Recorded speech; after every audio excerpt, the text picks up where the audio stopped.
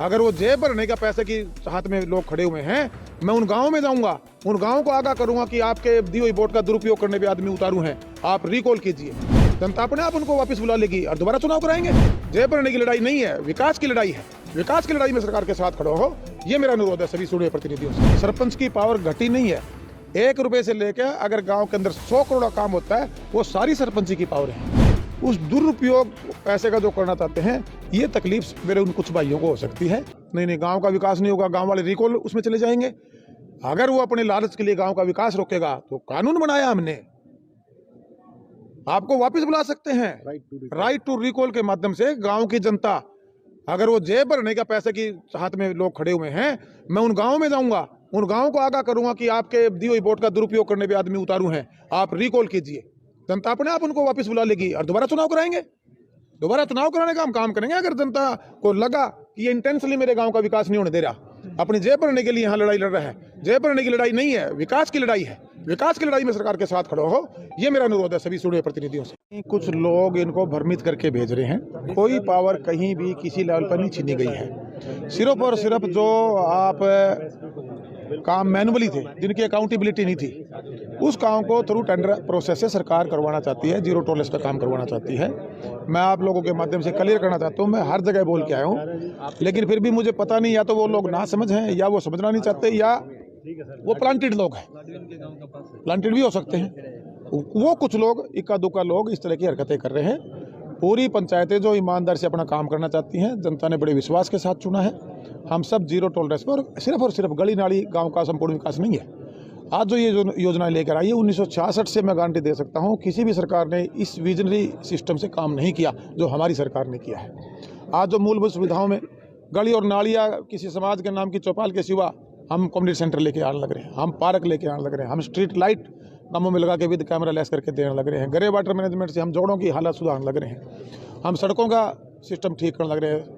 हम ई लाइब्रेरी, जो एक बहुत बड़ा फैसला मैं कहूँगा सरकार का, जो आज तक पूरे देश में किसी सरकार ने सोचेगा, वो सरकार लेके आने लग रही है।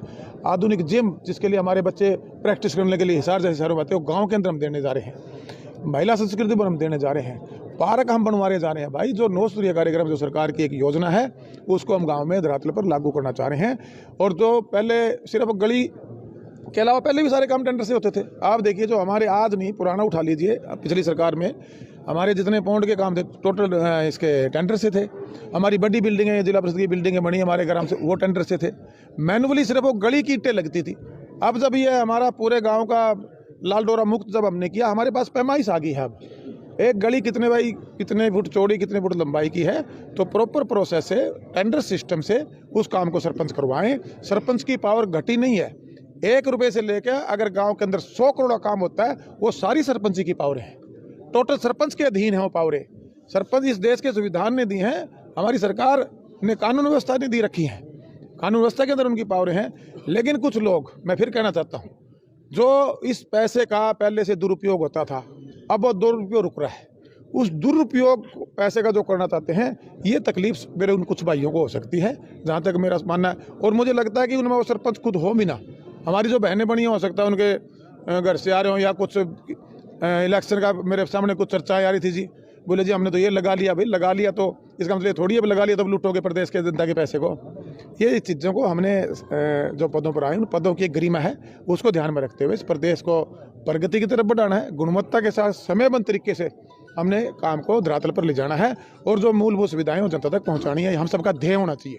जी सर, नवगठित पंचायतों को ग्रांट कब से मिलनी शुरू हो जाएगी? ऑलरेडी हज़ारों टेंडर, कह सकता हूँ मैं, हज़ारों टेंडर, चाहे हमारे वेस्ट वाटर मैनेजमेंट के हमने लगाए हों, ग्रे वाटर जो हमने इन जोड़ों की दुरुस्त करने की हों, चाहे हमारे जो लाइब्रेरी पुरानी बिल्डिंग को दुरुस्त करने के हों, और हमारे ग्राम सचिवालय बनाने को, हमारे जिला परिषद की बिल्डिंग हो, हज़ारों टेंडर काम में लगे हुए हैं। और पैसा पहले भी आने लग रहा था, और अब सरपंचों से बहुत बड़ी सपोर्ट मिलेगी डेवलपमेंट कराने में। जहां भी जो एक्टिव सरपंच होंगे, जो एस्टिमेट, जो पैसे की मांग करेंगे, सरकार उस पैसे को उस गाँव तक भेजने को, सरपंच तक भेजने का काम करेगी। मैं आश्वस्त करता हूँ सभी सरपंचों को। आप लोग पढ़े लिखे लोग हो, पढ़ी लिखी पंचायतें बनी हैं, क्या ई टेंडरिंग के माध्यम से भ्रष्टाचार घटेगा बढ़ेगा, ये सोचने का विषय है। मैनुअल काम करता है, आदमी को यही नहीं पता, वो 5 लाख के काम के 25 लाख भर ले आता है, उसकी अम्मी भरता है, उसके फर्जी बिल बनाता है। अब सारा ऑनलाइन है, हमारा इंजीनियरिंग पोर्टल है, उसके थ्रू रेट सरकार ने कर दिए, और जो रेट इतने इंक्रीज कर दिए, काम में क्वालिटी आएगी, इससे बढ़ेगा नहीं, खत्म हो जाएगा। जो जीरो टॉलरेंस की जो हम बात करने लग रहे हैं, उस जीरो टॉलरेंस पे काम आएगा ये, लेकिन ये थोड़ा स्मूथ हो जाएगा काम।